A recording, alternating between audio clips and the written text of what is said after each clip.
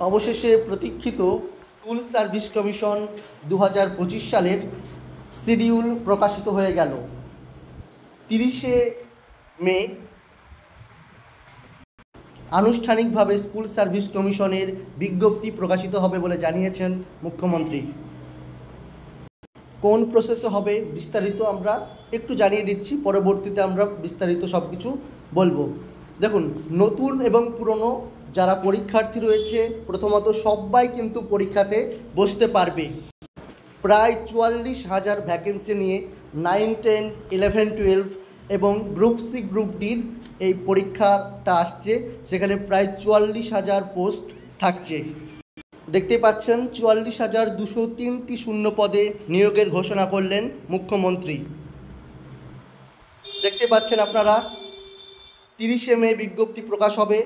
16ই June থেকে 14ই জুলাই পর্যন্ত অনলাইনে আবেদন চলবে।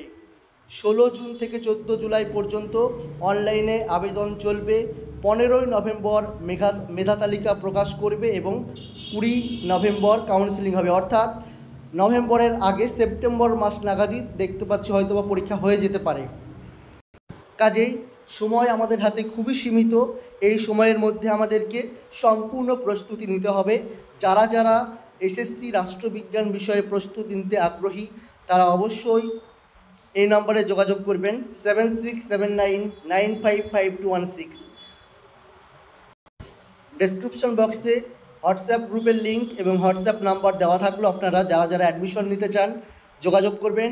আজ রাত্রিবেলাতেই আমি এসএসসি রাষ্ট্রবিজ্ঞান নিয়ে এবং কিভাবে পরীক্ষা প্রসেস হতে চলেছে সেটা নিয়ে বিস্তারিত ভিডিও আকারে আলোচনা করে দেব এবং সম্ভবত 1 তারিখের মধ্যে আমরা নতুন ক্লাস শুরু করে দেব। সেই সংক্রান্ত আপডেটও আমরা আজ রাত 9টা, 9:30 নাগাদ জানিয়ে দিচ্ছি।